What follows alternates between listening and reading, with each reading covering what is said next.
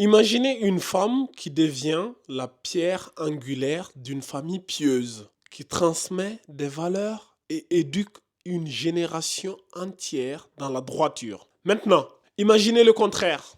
Une ignorante qui détruit des foyers, éloigne de la foi et affaiblit toute une communauté. Dans cette vidéo, on va parler d'une responsabilité souvent négligée par les maris, l'instruction religieuse de leur épouse. Pourquoi est-ce crucial pour la stabilité de la famille et l'épanouissement spirituel? Et quelles sont les graves conséquences de cette négligence? Restez jusqu'à la fin de cette vidéo car cette question pourrait transformer votre vie de couple. Bismillah ar-Rahman ar-Rahim, Assalamu alaikum wa rahmatullah, ayyuha al-ikhwat al-akhawat. Ravi de vous retrouver dans cette vidéo, toujours accompagné avec mon frère et bien-aimé Allah, mon frère Ahmadouba. Dans cette vidéo, nous allons voir ensemble le fait que certains hommes ignorent l'instruction religieuse de leurs femmes. Alors mon frère Ahmadouba, comment tu vas?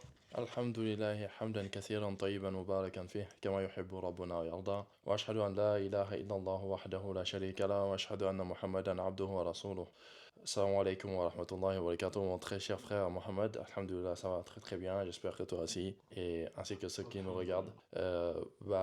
Toujours heureux de revenir pour voir ensemble des sujets qui intéressent les couples musulmans. Et donc aujourd'hui, le sujet en l'occurrence, c'est un sujet qui me tient à cœur et Inch'Allah, on verra plus en détail. Donc, qui est la négligence de l'instruction de l'épouse. Et je pense qu'on peut déjà parler un peu de l'importance que cela revêt de Alors, l'instruction religieuse. dis-nous, qu'est-ce que tu peux nous dire sur l'importance de l'instruction religieuse de son épouse? Oui, je pense que tu l'as rappelé dans la première vidéo qu'on avait faite, à savoir que la science, quand tu parlais de Innama yakhshallaha min Min ibadihi ibadihi al-ulama. al-ulama, que la science est le moteur, c'est-à-dire que on peut espérer la crainte d'Allah d'une personne qui connaît Allah, qui sait ce qu'Allah Azza wa Jal veut d'elle et les droits qu'Allah Azza wa Jal a mis, les droits et devoirs qu'Allah Azza wa Jal a mis entre lui et son épouse ou bien elle et son époux. Donc ça, c'est vraiment le nerf de la guerre. Et c'est pour ça que c'est important que les deux conjoints connaissent la religion. Et donc le fait de ne pas connaître ça, en fait, ça fera qu'il y aura des négligences au niveau des droits de l'épouse, hein. Et aussi, ça peut mener à des conséquences véritablement dommageables pour le mari lui-même. Parce que l'épouse qui connaît pas sa religion, elle va aussi ne pas connaître donc les devoirs qu'elle a vis-à-vis de son mari. Elle aura aussi du mal à éduquer ses enfants correctement selon le Coran et la Sunna. Et aussi, même dans ses pratiques cultuelles, dans son adoration, elle aura du mal à faire ses adorations parce que, comme on dit, la base dans l'adoration, c'est l'arrêt. C'est-à-dire que la personne, elle ne doit pas adorer Allah par ignorance. Elle doit adorer Allah en basant ça sur une science claire, véritable.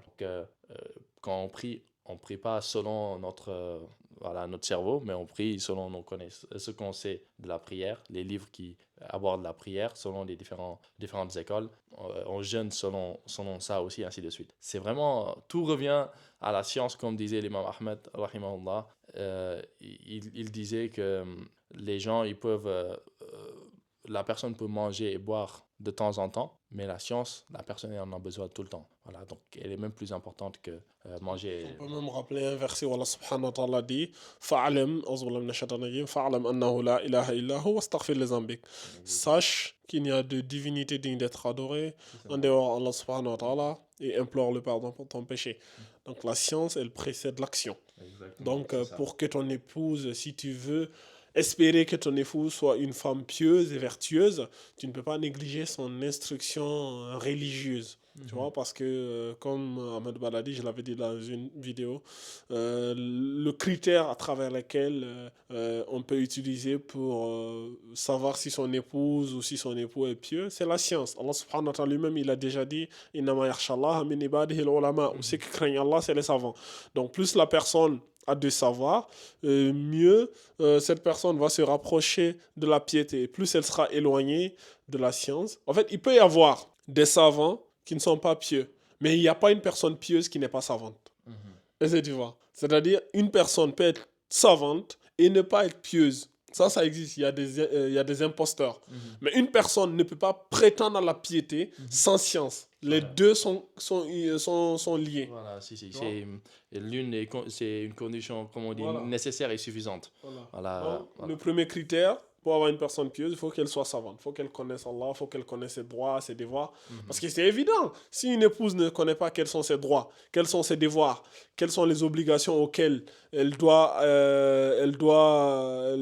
respecter, elle doit obéir, quels sont les interdits si elle ne sait pas. Mhm.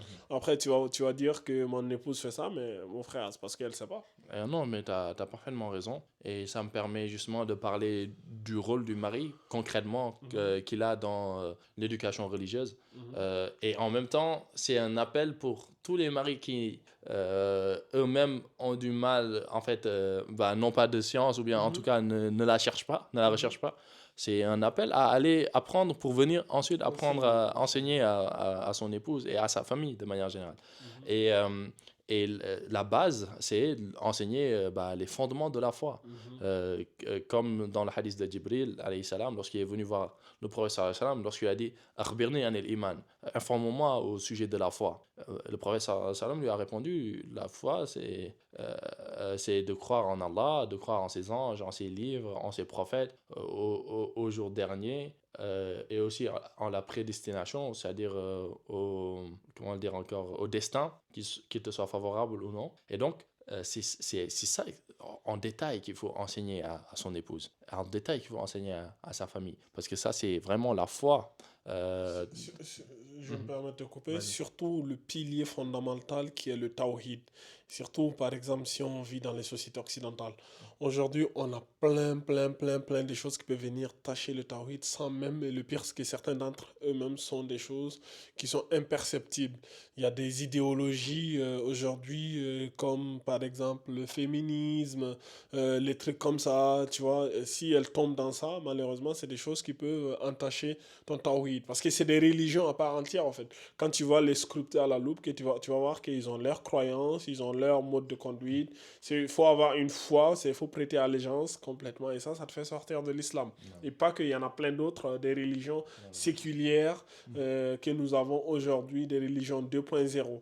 Donc Non, vraiment, faites attention. Bon, c'est pas le sujet de cette vidéo. non. Peut-être que, Inch'Allah, quand on aura l'opportunité un jour, on Inch'Allah. parlera de toutes ces religions 2.0, ces religions séculières que nous avons aujourd'hui, qui se cachent derrière des idéologies, alors que nos savants ont bien étudié ça et nous ont dit clairement que c'est des religions, mieux vaut s'en éloigner Mhm. le maximum possible. Donc, si ta femme n'a pas de science, elle peut vraiment se retrouver dans ça et penser qu'elle fait de bien. Et certains même vont te dire, le messager d'Allah, sallallahu alayhi wa sallam, c'était un féministe. La ilaha illallah, auzubillah minash shaitanir rajim. Tu vois, ça n'a rien à voir en fait. C'est pas parce qu'on a défendu les droits d'une femme que quand on est féministe. Et surtout, si tu vas regarder aujourd'hui en Occident, de plus en plus de femmes occidentales même vont te dire, moi, ces idéologies-là, Mhm. je Je m'en suis éloigne, contre. quoi. Mhm. Avoir le droit de mettre le sang de ses menstrues sur le visage, c'est des choses sales, tu vas avoir le droit de vendre son corps à vil prix, de marcher. On tue tout ce qui faisait la valeur de la femme, Mhm. sa pudeur, tu vois, sa dignité, tout ça, on piétine ça, on te dit, ouais, c'est ça le nouveau monde, la liberté, Mhm. machin. Et par contre, vous, les religieux, vous êtes des obscurantistes, vous êtes des gros méchants loups. Et malheureusement, une musulmane qui a des pensées comme ça montre que sa foi islamique, elle n'est plus, voilà, elle n'est plus musulmane, Non, wali non, non, et non. ça, c'est dangereux, en fait. Non, effectivement, mon frère. Et c'est un peu ce que je disais quand je disais d'apprendre en détail chaque point de la foi. Mhm. Parce que croire en Allah, dans croire en Allah, il y a beaucoup de choses à apprendre déjà. Et parmi ces choses, comme il l'a si bien dit, mon frère, le tawhid, ce à quoi s'est attelé le prophète sallallahu alayhi wa sallam à enseigner encore et encore à ses compagnons pendant plus de 13 ans. Il leur a enseigné ça et sans relâche. Donc ça montre l'importance que cela revêt. Et c'est la raison pour laquelle Allah Azza wa Jal a envoyé tous les messagers. Donc pour justement enseigner à leur peuple le tawhid et à délaisser les adorations Aujourd'hui, peut-être que les gens ont délaissé l'adoration des statues, mais on va dire ces idoles-là se sont transformées et il y a d'autres, comme mon frère l'a si bien rappelé, d'autres types de divinités qui sont apparues et Et que les gens adorent. la perversité de ces divinités aujourd'hui, c'est des divinités qui disent plus leur nom. Exactement. C'est-à-dire, c'est des religions, Mhm. mais qui n'assument pas leur statut de religion, Exactement. c'est mais ça. qui ont le mode de fonctionnement d'une religion, D'une religion, qui ont des lois religieuses, qui ont des aqidas, de des yaqin, principes, de des principes, fondements. de modes, Ouais, c'est ça. comme l'islam en fait, C'est tu vois. vrai, c'est vrai. Et malheureusement, si tu es musulman ou musulman, tu fais pas attention. Et aujourd'hui, il y en a plein. Les religions séculières, il y en a plein. C'est vrai. Le mondialisme, le wokisme. capitalisme, le wokisme, le féminisme, Mhm. etc., etc., le socialisme, Voilà, c'est le le communisme, Mhm. même on peut rajouter même la démocratie, la laïcité, etc. Il y en a plein en fait, on peut même plus les citer aujourd'hui, Si, tellement il y en a des milliards. si. Donc, si tu es musulman aujourd'hui, c'est impératif de savoir c'est quoi le tawhid. Mhm. C'est quoi, qu'est-ce que signifie la ilaha illallah, Muhammad Rasulullah. Qu'est-ce que ça t'appelle? Quelles sont les responsabilités qu'il y a derrière ça? Et ça, tu ne sauras ça qu'à travers la science. Sinon, malheureusement, Effectivement. beaucoup sont tombés dans le panier. Ce qui est affligeant, c'est que tu verras des frères, parce que là, actuellement, on parle des maris. Mhm. Tu verras des frères, peut-être que dans leur domaine de spécialisation, que ce soit dans le domaine professionnel, ils peuvent te dire des choses incroyables, que ce soit l'histoire, la géographie, que ce soit les sciences dures ou les sciences humaines. Voilà, des gens cultivés, mais la ilaha illallah, ils sont incapables de te le dire et tu verras qu'ils sont musulmans depuis la naissance et la ilaha illallah, ils vont te traduire ça par Bon. il n'y a pas d'autre roi que Dieu ou il n'y a pas Ou il y a d'autre un Dieu que Dieu ou bien il y a un Dieu. Voilà, Parce toutes que- sortes de définitions qui sont totalement fausses. Abracadabra. Oui, en fait, donc, si on se retrouve, ou bien si vous vous retrouvez dans ce que nous disons, voilà, il est temps d'aller apprendre, savoir que c'est la base de l'islam, c'est l'apprentissage. Et petit à petit, la personne, quand elle va apprendre sa religion, c'est comme ça qu'elle va devenir ferme sur cette religion par la permission d'Allah. Donc voilà, grosso modo, mon frère, pour, on va dire, cette partie qui est les fondements de la foi. Et une fois que la personne connaît les fondements de la foi, il est bon aussi parce que nos sœurs ont des spécificités que nous, on n'a pas. En termes de purification et tout ça, il y a une législation qui est venue. Et l'islam vient avec une législation. Ça fait partie même des portes les plus compliquées, les chapitres les plus compliqués, les chapitres des menstrues. Et si ton épouse ne connaît pas et que toi non plus tu ne connais pas, c'est compliqué. Et imagine des musulmans qui peuvent avoir des rapports avec leur épouse alors que cela est interdit en période de menstrue. Alors que c'est Allah Azza wa Jal l'interdit dans le Coran. وَيَسْأَلُونَكَ عَنِ الْمَحِيضِ قُلْ هُوَ أَذًى فَاعْتَزِلُوا النِّسَاءَ في المحيض. Dis c'est un mal. Subhanallah, Éloignez-vous. quand tu as parlé de ça, je me suis mis à sourire. Mm. J'ai vu une vidéo la dernière fois, c'était un micro-trottoir qui Non. se passait quelque part à Paris. Je me rappelle plus c'était qui exactement qui faisait et posait justement cette question aux gens, le fait d'avoir des relations en période de menstruée avec son épouse ou avec sa copine, etc. Bon, c'était pas un musulman, hein, Non. c'était les gens dans le haram. Et j'étais curieux, j'ai dit, bon, je suis curieux de voir qu'est-ce que les Parisiens pensent de cela. Et j'ai été tellement choqué que, à force que ça s'est tellement banalisé, en fait, tu vois. Ça s'est tellement banalisé. Et j'ai entendu une expression qui revenait souvent, que les jeunes Parisiens disaient que un vrai soldat doit avoir du sang sur son épée. Et c'est une phrase comme ça que les gens répétaient et en fierté, en toute dignité. J'ai dit, la hawla wa la quwwata illa billah. Et ceux qui disaient ça, certains d'entre eux, malheureusement, c'était des musulmans, voire des Africains comme nous, tu vois, ou des Afro-descendants qui sont nés ici, quoi. Et tu entends ça, tu dis, la hawla wa la quwwata illa billah, quoi. L'ignorance a atteint son paroxysme, quoi. Tu vois, c'est hallucinant, c'est tellement dégradant, sale et dangereux même pour la santé, parce que quand tu es en contact direct avec le sang, le niveau d'infection, il est à la... Mais regarde même les joueurs de foot. Un joueur, quand il est blessé, là, quand le sang coule, automatiquement, il doit changer de maillot. Pourquoi? Parce que le sang, c'est vraiment... C'est quoi, Non, ça contamine rapidement si la personne atteint d'une maladie Bien sûr. avec le sang, dès qu'elle est en contact direct avec le sang. Mais la contagion, mais c'est à un niveau exponentiel. En fait, ça revient encore à la base de la foi. Parce que Allah Azza wa Jal, tout ce qu'il ordonne, c'est qu'il y a une sagesse derrière, que tu la connaisses ou que tu la connaisses pas. Et il faut s'en éloigner. Tout ce qu'il interdit, il faut s'en éloigner. Tout ce qu'il ordonne, il faut le faire du mieux qu'on peut. Donc voilà, un peu par rapport à ça, la personne doit faire en sorte d'apprendre les jugements relatifs à la purification, comment la femme se purifie, même si lui, ça ne lui est pas utile, ça sera utile à son épouse et même à ses filles, à sa mère, à ses sœurs. Donc il doit apprendre ça pour aider son épouse dans ça.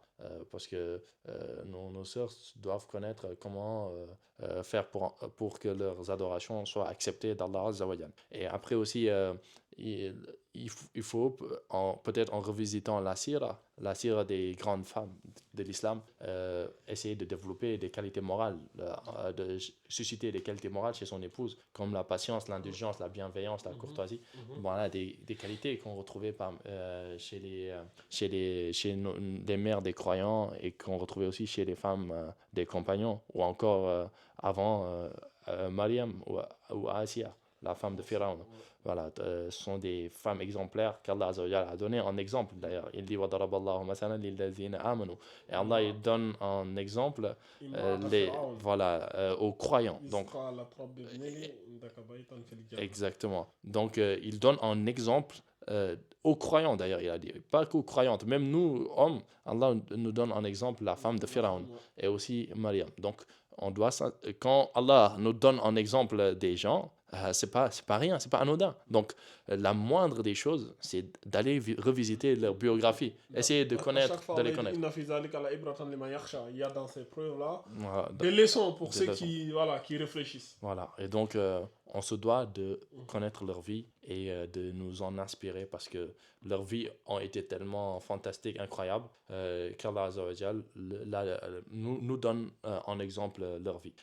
Et donc aussi, dans la même logique, faire en sorte de mettre en garde contre les défauts. Et souvent, il y a certains péchés qui sont, mon frère, peut-être tu pourras me corroborer ce que je dis, mais on dirait que c'est plus facile chez les femmes que chez les hommes. Après, tous y tombent, hein.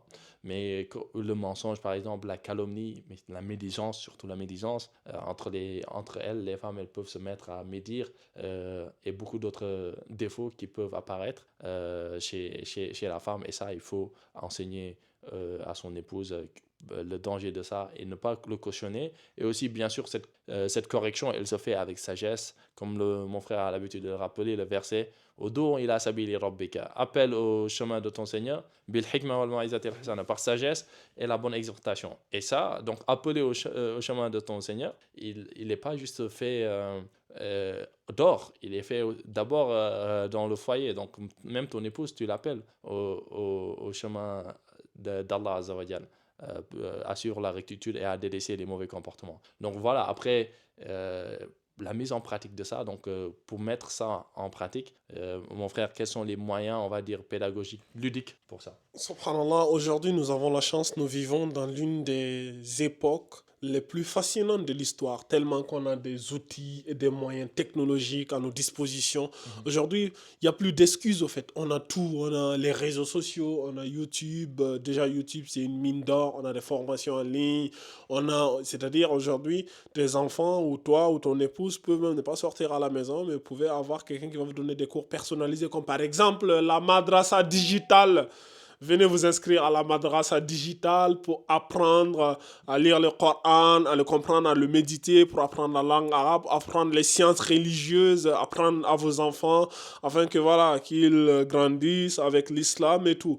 Donc il y a ça, il y a les réseaux sociaux, il y a YouTube, il y a TikTok, etc. Il y a les livres qui sont disponibles en pagaille sur Amazon ou en ligne. On a pas mal, même si vous voulez des bibliothèques, contactez-moi, je vais vous mettre en contact avec un frère qui va venir jusqu'à chez vous, vous installer une bibliothèque et tout, etc. Des livres de référence, de sunna authentiques. On a aujourd'hui, il n'y a plus d'excuses. On n'est plus comme à l'époque des compagnons ou des premières générations des tabi'oun, machin, où à l'époque il fallait marcher je sais pas, de Ouais, l'Irak jusqu'à ou Médine ou jusqu'en Égypte. vice-versa, Ouais. ou jusqu'en Égypte, à pied pour apprendre un seul hadith. Tu vois, aujourd'hui, en un clic, tu as, en fait, trop d'informations tue l'information, j'ai l'impression. Tellement que c'est devenu facile, les gens sont devenus tellement paresseux. Mm. Tu vois, et malheureusement, on n'a plus cette culture-là de lire, de s'informer. Aujourd'hui, on te voit avec un livre, on a l'impression de voir un Un zombie ou un extraterrestre. extraterrestre. Mm. Alors que le premier verset qui a été révélé dans le Coran, c'est Iqra, qui veut dire lis. Nous devons être la communauté qui lit le plus. Et pas seulement que des livres religieux. Apprenons la science religieuse, apprenons aussi la science moderne, excellente dans tous les deux, comme nos premières générations, ils ont excellé dans les mathématiques, dans les physiques, dans la chimie, mais sans bien sûr négliger ou délaisser la religion. Ahmed Ba disait tout à l'heure, aujourd'hui on a des gens, machallah, qui ont poussé loin dans les diplômes, dans les études, ils ont pas mal de connaissances de dunya, mais dans les connaissances religieuses, illa marrahim Allah, le constat, il est accablant. Ceux-là même encore, on peut dire qu'ils sont mieux. Aujourd'hui, il y a des gens, ils ont des connaissances d'une futilité, mais jamais observées dans l'histoire de la futilité. Tellement débile qui ne sert à rien, mais c'est des grands, c'est des ulama dans ça. Par exemple, le football.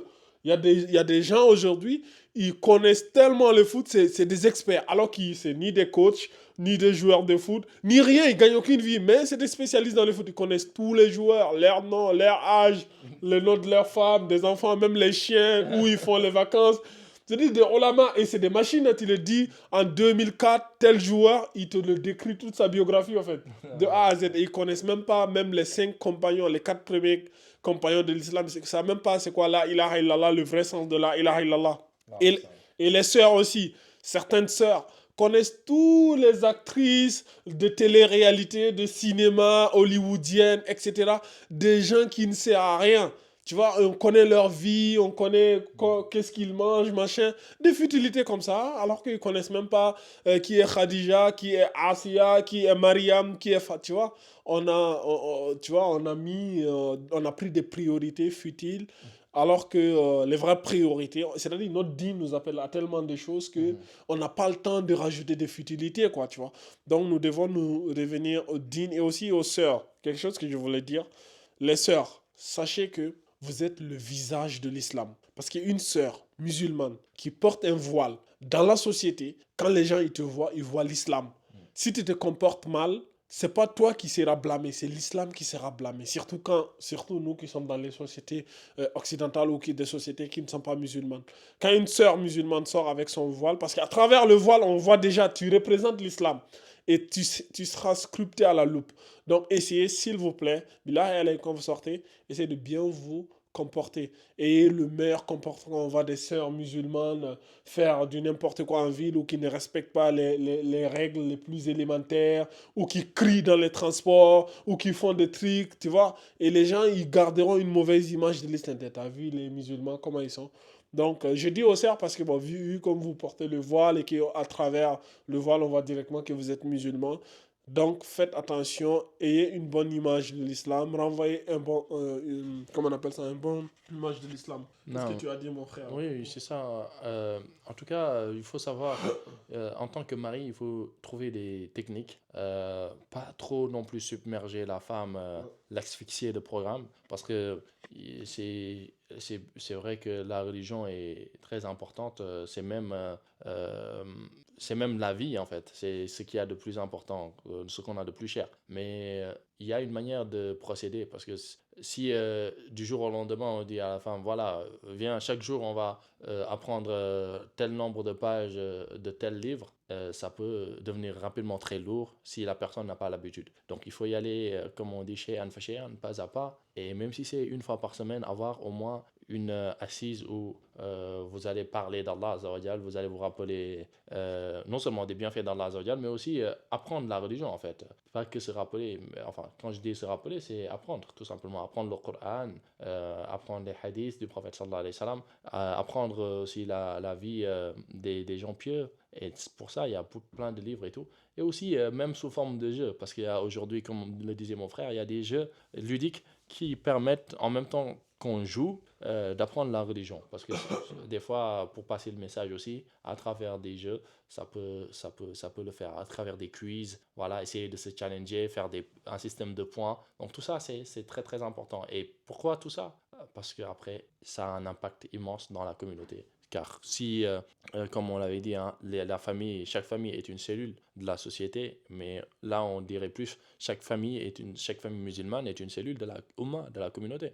Et donc, euh, chacun a son rôle à jouer. Et surtout les épouses des prédicateurs, c'est-à-dire qu'aujourd'hui dans la communauté, nous avons des frères, qu'Allah les récompense, les raffermisse leur facilite, des frères qui se sont mis en avant pour appeler vers Allah Azza wa Jal, parce que ils ont eu à étudier la religion, et donc ils se mettent en avant pour appeler ce qui est très légitime et ce qui est normal.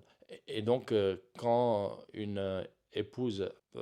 quand une de nos sœurs est épouse d'un tel frère, elle se doit de montrer l'exemple. Elle se doit de montrer l'exemple pour être irréprochable, parce que c'est une manière, on va dire, de légitimer son mari. Parce que si son mari va pour appeler les gens à l'islam, alors que son épouse n'est pas sur le droit chemin, entre guillemets, c'est compliqué. Donc, ça me rappelle un peu le verset où Allah Azza wa Jal, il dit aux femmes du prophète sallallahu alayhi wa sallam, si d'entre vous,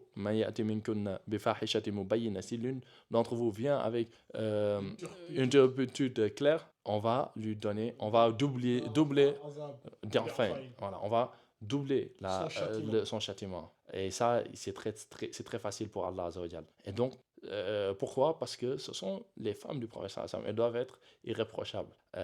Et ça vaut aussi pour les prédicateurs, parce qu'eux, d'une certaine manière, sont un peu les héritiers du prophète sallallahu alayhi wa sallam. Et donc, leurs épouses aussi vont hériter un peu des mères des croyants. Donc, il faut faire attention à ça. Et donc, l'objectif en définitive, c'est que l'épouse puisse apprendre la religion et puisse, parce que comme on l'avait dit, plus on apprend sa religion, plus on connaît Allah, et plus on le craint. Et la femme qui craint Allah, la femme qui est pieuse, elle va être source de bonheur pour son mari. Donc finalement, le mari fait l'effort, mais en fait cet effort, tu le fais pour Allah, mais tu le fais pour toi-même, parce que une femme pieuse, comme le prophète sallallahu alayhi wa sallam a dit, les meilleures parmi les épouses, c'est celle, quand tu la regardes, tu es heureux. Quand tu lui ordonnes, elle s'exécute. Et quand tu interdis, donc elle s'abstient. Bien sûr, ordonner des choses des choses licites, quoi.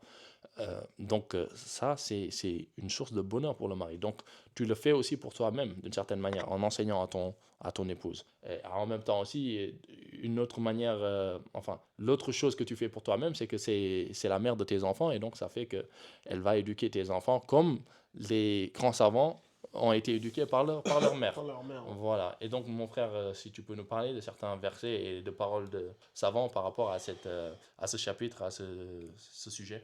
Donc, le premier verset qui me vient là en tête, je peux citer le verset de la sourate At-Tahrim, la sourate 6, où Allah subhanahu wa ta'ala dit Ya ayyuhallazina amanu. Le verset 6. Le verset 6, bien sûr, de la sourate Tahrim. Allah dit Ya ayyuhallazina amanu. Qu anfusakum wa ahlikum nara. Ô vous qui avez cru, préservez vous-même ainsi que vos familles du feu de l'enfer. Donc, il y en a, ils vont dire, ah, moi, alhamdoulilah, ça va, mais son épouse, ou les enfants, non, tu dois... Comment tu comprends ce verset, mon frère? Ouais, c'est ça, mon frère. Il est très clair. Tu préserves déjà ta personne, Oui. donc tu te sauves toi-même, et après, tu essaies de sauver aussi ta famille. Et ça rejoint, c'est en droite ligne avec un autre verset où Allah Azza wa Jalla dit, il donne l'ordre au prophète sallallahu alayhi wa sallam, Anzir ashirataka al-aqrabin, et avertis tes proches. Tes plus proches. Tes plus proches. Donc ça, dans l'islam, c'est un principe. La personne se doit de se sauver elle-même, parce qu'au jour de la résurrection, chacun sera préoccupé de son problème. Chacun aura ses propres problèmes à régler. Mais malgré tout, la personne doit aussi faire en sorte l'effort de préserver sa famille parce que justement, cette famille, elle est sous notre responsabilité. On avait parlé d'autorité la dernière fois, donc cette responsabilité, on va nous la demander au jour de la résurrection. Allah Azza wa Jalla, non, le prophète sallallahu alayhi wa sallam, dans le hadith, il disait que l'homme est responsable de sa famille, la femme est responsable de la maison, de son mari, et donc chacun, on lui demandera ce qu'il avait sous sa responsabilité. Donc cette responsabilité, elle est immense, et pour ça, il faut faire en sorte de préserver les épouses. Donc il y a aussi la parole de Qatala Ouais. qui parle de l'importance de commander le bien et d'interdire le mal Ouais. dans le couple. Et Je peux rajouter oui. aussi la citation de Saïd Mohamed Rachid Reda qui dit comment une communauté peut atteindre le bonheur si ses femmes sont ignorantes. En gros, c'est une expression comme ça qui est utilisée souvent par les propagandistes du féminisme en disant comment on peut développer une société si la moitié de la population est au repos. Donc ici aussi, on va dire comment une communauté peut atteindre le bonheur si la moitié de ses ressortissants sont des ignorants, quoi. Hmm. Comment l'islam peut atteindre l'excellence si les femmes sont ignorantes? Donc, c'est les femmes qui éduquent. Les enfants passent plus de temps avec leur maman. Donc, si la maman elle est ignorante, ça voudra dire que ça serait compliqué pour les enfants d'avoir une vraie science. Ouais, c'est exactement ça. Ça me rappelle aussi une parole, la parole du noble cheikh Ibn Baz, qui m'a fasse miséricorde, de mémoire.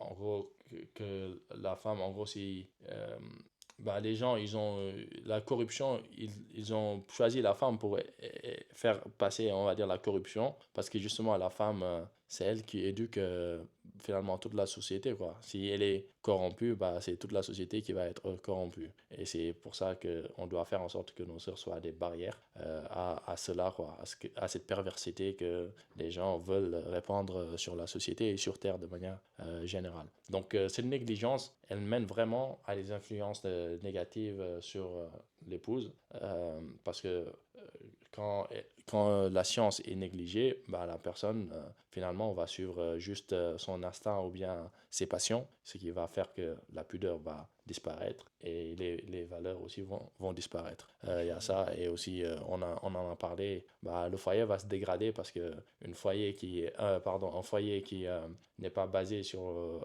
la crainte d'Allah, sur comment dire, la piété, elle ne saurait perdurer, prospérer, parce que voilà, les gens n'ont pas la science nécessaire pour en tout cas vivre en harmonie et vivre selon la législation d'Allah Azza wa Jal.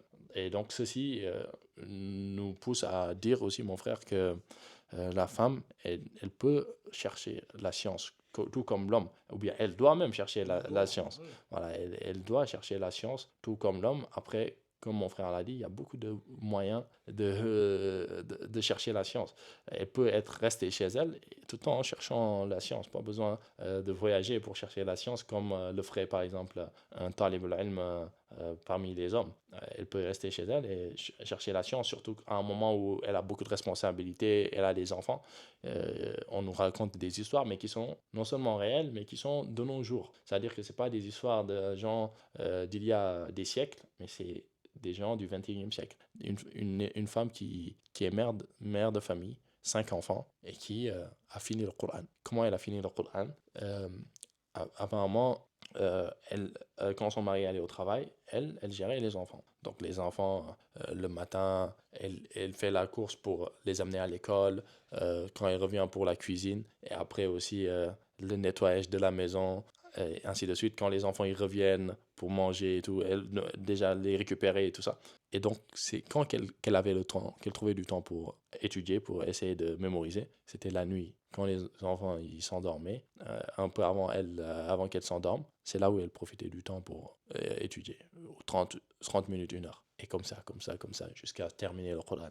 Et ça, c'est à la portée de tout un chacun. Il est juste question de détermination, surtout, De régularité, surtout. d'organisation, de discipline, qui est la régularité. Et le plus important dans tout ça, l'invocation. Invoquer Allah de nous faciliter. Et Allah Azza wa Jal, c'est lui qui facilite pour celui qui le craint Allah il va lui ouvrir les portes et la subsistance, la science est aussi une subsistance, c'est un risque. Et Allah il dit وَمَن يَتَّقِ اللَّهَ يَجْعَل لَهُ مَخْرَجًا وَيَرْزُقْهُ مِنْ حَيْثُ لَا يَحْتَسِبُ. Celui qui craint Allah, Allah lui donne une issue favorable et il lui donne sa subsistance de là où il ne s'y attend pas. Donc la subsistance, cette science-là que tu cherches, il peut te la donner si tu le crains, Azza wa Jal. Donc voilà, grosso modo, mon frère, par rapport à ce sujet. Les maris, soyez vraiment très aux aguets.